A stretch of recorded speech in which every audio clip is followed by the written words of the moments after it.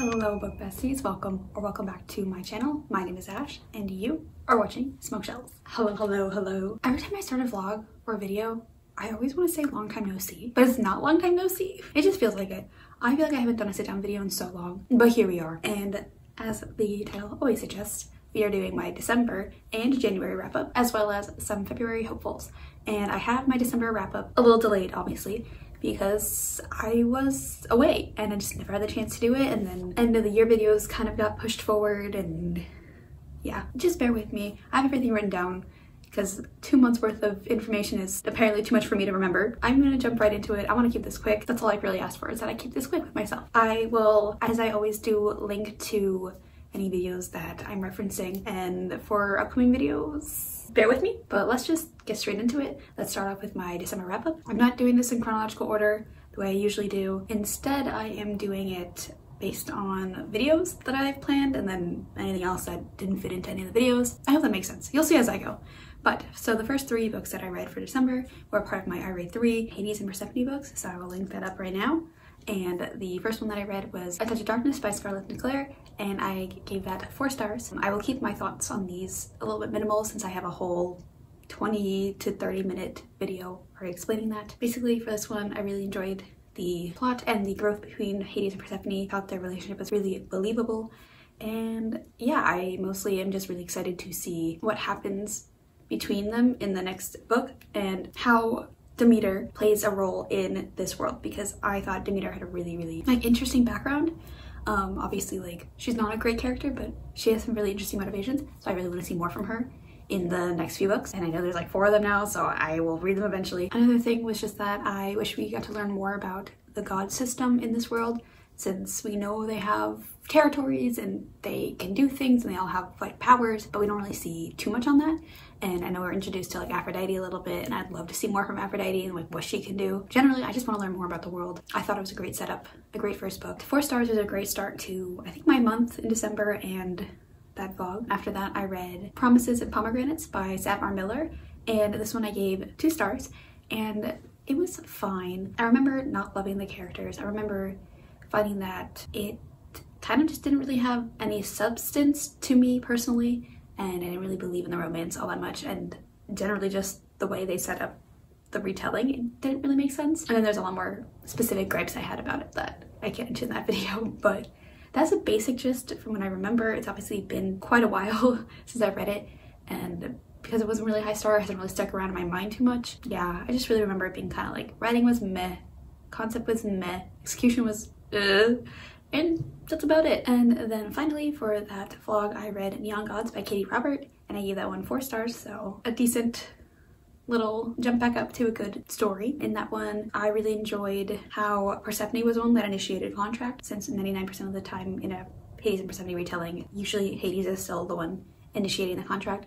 So I really enjoyed that. It gave agency back to Persephone a little bit, since she was the one that was initiating just the whole relationship, so I really liked that. I found that like the world was a little bit lacking, so I would love to see a little bit more world building, but again, I know this is a series, so I'm hoping that the next book in the series will fill that gap a little bit and we learn more about Demeter and Persephone's siblings in it. I know the second book in this is following Orpheus and Eurydice, maybe, I could be wrong. So I'm excited just to see more of the world through the siblings, for sure. So those were my reads for that theme vlog. Moving on to just everything else, mostly in my 8th vlog, yeah. The first thing I read, not for that theme vlog, was Dipped in Holly by Dana Isley, and I gave it 3 stars. I was introduced to Dana Isley's works through Games We Play, and I really enjoyed that, so I was intrigued to try something else that they wrote to see if she's an author for me, if it was a one-hit wonder type of situation. Middle of the road type of kind of book, and I definitely felt that way when reading it. I didn't like it as much as I liked Games We Play by her, and so yeah, it was mostly just I felt a little bit less connected with the characters in this one, and maybe I don't like age gap relationships. I was kind of feeling weird a little bit reading it, but I read through it anyways. It was fun as it, you know, for what it was, and I am excited to read the next one regardless. I think Dana has quickly become an author that I really enjoy to read from. The next one in this with Nick and Holly is a February Valentine's Day type story, maybe. I actually don't know which day it releases, but I'm sure I'll read it like within the first week or so of it. But yeah, that was a 3-star read. It was pretty good. Can't really complain about it. After that, and my final book of December and 2021, I read Scream for Us by Molly Doyle, and I gave this one 3 stars. It was the first reverse harem that I've read ever, and I was intrigued by the concept because I'd seen some people post about it, the premise of the story, so I was intrigued. I will give people that it is an interesting concept for a reverse harem romance, but it goes a little bit buck wild at the end, and I never know how to feel about it with these books. You'll see what I mean when I get to my wrap up for January, because I start my year by reading the sequel. But for now, that was a 3-star read, and it was fine. Obviously, it intrigued me enough to keep going the series because I knew there would be more. We'll fly over that for now. Let's just move straight on to January, because the first book that I read in January was Melt for Us by Molly Doyle, and I gave this 2 stars. I will link up the vlog that I read this in. Let's just put it that way. No, it was not great. I have some really strong feelings about it. I don't want to spoil anything, and I definitely go into a lot of spoilers in that vlog, so just please go watch it. Just know that this premise that I thought was okay and interesting is really starting to lose me, especially because of the way these end. I'm a little bit hesitant to go into the next one, but I probably will, just to see if it can be redeemed in some way. But for now, I am definitely pumping the brakes on Molly Doyle as an author. Just for now. If any of you read any of their other works, are they as intense as these? And do they do the same kind of off the deep end type situation as those do? Let me know, because I'm intrigued, but not enough. Moving on to my most recent vlog that has a lot of reading in it. This was really the start of having one of my best reading months in a really, really long time, forgetting the fact that I read Melt for Us this month as well. We're gonna ignore that and just claim that this has been one of my best reading months in a really long time, because it has been. I read 7 more books, so 8 books total in January, and most of this stuff is in vlog 10, but some of it I read after I concluded that, so just some basic thoughts on those. But the first book that I included in my vlog 10 was Our Violent Ends by Chloe Gong. So I gave Our Violent Ends 5 stars. This book and These Violent Delis, which I read pretty much exactly a year ago at this point, from that date that I read Our Violent Ends. These 2 books, this duology is so good, it's so incredible. It is one of my favorite duologies. These Violent Delights ended up in my top books of the year last year. I'll put that video up too. These books, I don't shut up about them. Yeah, it was just a great conclusion to this duology. I think it was really smart that it was a duology, not a trilogy, because I don't think it should have been a trilogy. And sometimes you can tell when trilogies should have just been duologies. So I'm glad that this was a duology. I think it was really, really, really well paced. Yeah, it was just a great conclusion. I adore these characters with my whole heart. I'm really excited to see some characters come back for Foul Lady Fortune. I cannot wait to get my hands on that. Keeping my fingers crossed that Fairloop does an edition for that, because I will be buying it. And then I think I mentioned it in the vlog as well, but I just really enjoy the agency Chloe Gong gave to Juliet. I feel like you can really tell that, yes, while it's based off of Romeo and Juliet as a retelling, it does not lean on that as its sole factor. Like, it has so many components that make it stand on its own. In fact, I feel like you could truly just change the name from Romeo and Juliet and you would never know. I mean, you would obviously, but I think it's so well done that it stands up on its own as its own work rather than just a retelling. And that is my recommendation of the video, 1 of 2. And my next recommendation actually is the next book that I've read, A Marvelous Light by Freya Marsk. This book, 5 stars as well. I feel like I gushed about both of these 2 books a lot in my vlog, so I'm going to try to hold my thoughts in because I won't shut up about them, honestly. This book, I really, really, really appreciated this book. I said a lot of things about it in the vlog, but I'll try to like say things that I didn't fully say in the vlog because I have a lot more thoughts on this than what I said. I just didn't want to ramble for 20 minutes. But the one thing that I said there that I'll say again is this is really, really flowery writing. So be prepared going into that you might need to go back and reread passages just to keep up with how the story is going. And if you have ever read A Night Circus, it is very similar in that sense, writing-wise. So if you find that the writing of The Night Circus was worth sticking around with and working with, you'll find the same thing here. I thought it was completely worth it. I love these characters. Robin and Edwin own my heart. And I kind of mentioned it, but I really, really, really love the concept of cat's cradling as a magic system. And I really just want to learn more about the magic system because I think it's so cool to take that concept and be like, yeah, we make more intricate shapes than the standard broom, spiderweb, whatever. It's just so cool. I would love to learn more about this system, and I am sure I will, going into the 2nd book and the 3rd book eventually. Those are some very quick thoughts on Mara's Slight. Okay, and after that, I absolutely devoured this next book, From Luke Off with Love by Mariana Zapata. It was a 5-star read for me as well, and I really just think it was a great example of a good slow burn. And not only that, but a good slow burn that's rivals to lovers, but like rivals to friends to lovers, and like the progression of the relationship really made sense in my mind. So I really appreciated that for what it did. And then just also, I always love having ice skating media, and it's something that I love to read and love to watch, and I really thought it just filled the gap in my heart that I've been missing because it really reminds me of Spinning Out, and I just love Spinning Out, and now I want to go rewatch Spinning Out, and I might actually go do that. Not tonight, but in general soon. It has put it at the forefront of my brain. That book is just so good. The banter is incredible. Humor is incredible. I loved following the main character. After that, I read Secrets We Hunt by Dana Isley. I gave that 4 stars. It is the second book in that One Night Stand series. Like I said before, I really like Dana Isley's works. I think she does a great job just giving you fun content in short little bursts. These characters I didn't connect with as much, although I did like the premise of a second chance romance a lot. But I think this series is just so fun and so strong as a whole that I will continue to read every book that she releases in this like world, based on the one POV that we got that wasn't from our main guy, Owen, I think. I really want to know his story. I really hope he's next because I was so intrigued by the arranged marriage situation. Just intrigued. Anywho, great book, 4 stars. One of those books I read when I could not sleep for a night, which has been the constant for most of these. Hence why I'm having such a good reading month, is that I'm reading at like 3 in the morning. Because I can't sleep. That's a whole other problem though. That was the last book that I think I mentioned in that vlog, so now we're going into everything else that I read this month, which was 3 more books. The first one is for an upcoming vlog, themed vlog, that I am not going to give away the theme yet so far, but it should be out soon enough. But the first one was Get a Life, Chloe Brown by Talia Hibbert. This book was my first Talia Hibbert book, and I am glad to say that she did not disappoint. I totally see why everyone is in love with her work and why she's a lot of people's favorite romance author. I gave this one 4 stars, and I think mostly I dropped it down a star because I just didn't love the conflict that occurred in the 3rd act. Overall, all I'll really say else beside that is that I just really appreciate having a main character that is chronically ill and has chronic pain.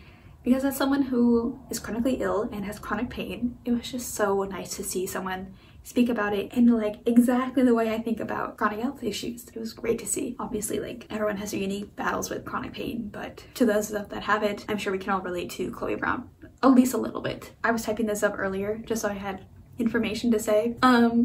I wrote some dumb things down. That's all I'll say about it. After that, I listened to the audiobook of this one, but I listened to the audiobook of Hang the Moon by Alexandria Bellafleur.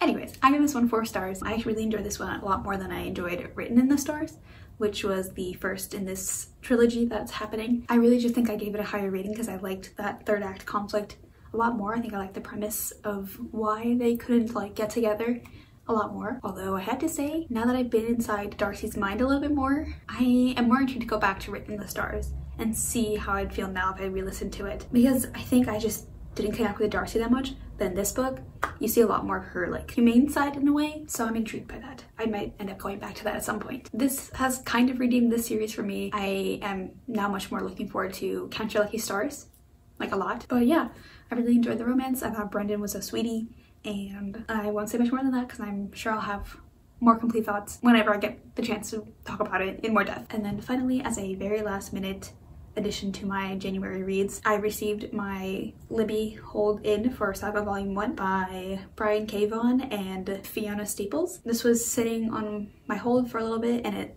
just came in yesterday night and I couldn't really sleep, so I said why not? Might as well just read through it. I have my iPad, I can use a larger screen for it, and I want to see what's all the hype about because a lot of people love Saga. I know Saga is a lot of people's favorite graphic novel comic series, so yeah.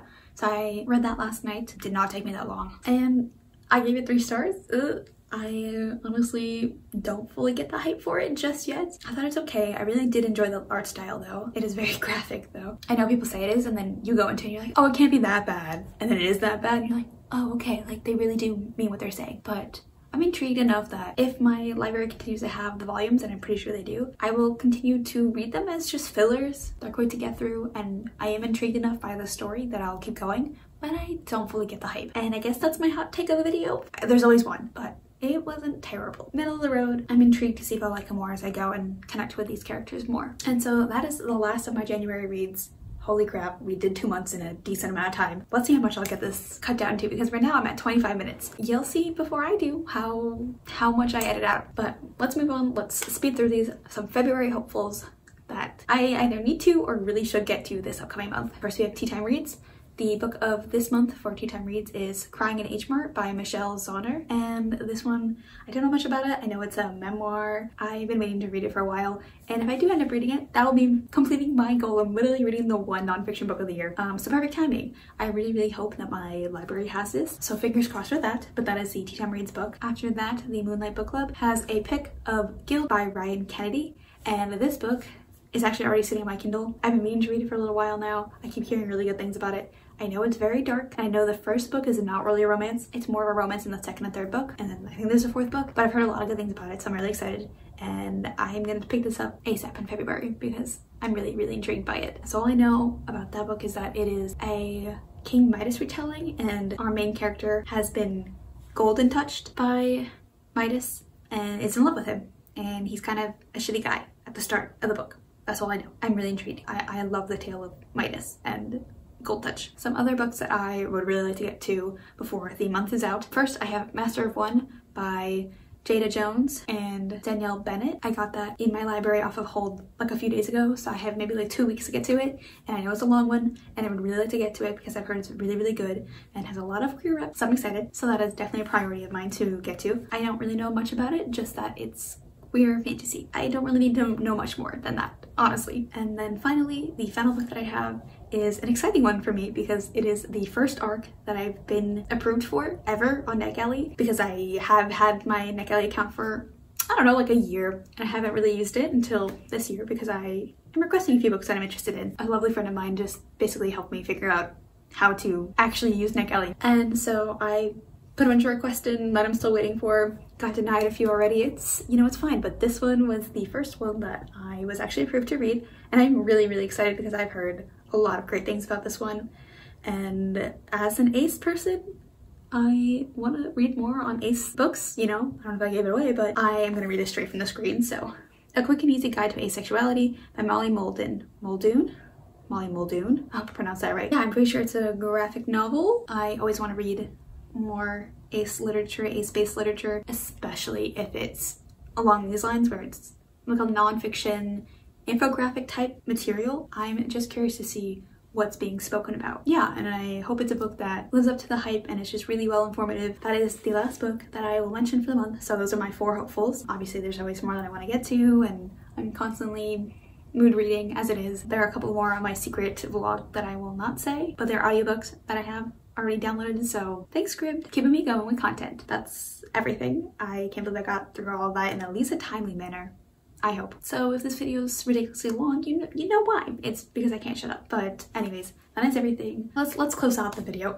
before I start spewing random things again. If you like this video, please give this video a big fat like down below. Comment down below any of your hopeful books for February. Are you planning on reading any of the books I'm reading? Are you in the Discords that I'm in?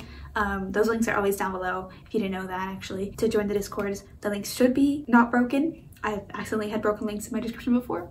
So if you're interested in Crying in H Mart or Guild, yeah, look at that down below. I know Literation is doing a revamp of some stuff, so the month is off right now. Hopefully for March, we'll have a good pick for that as well. Let me know, comment all that. I love to chat.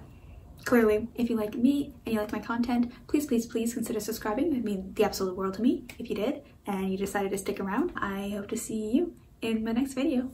Bye.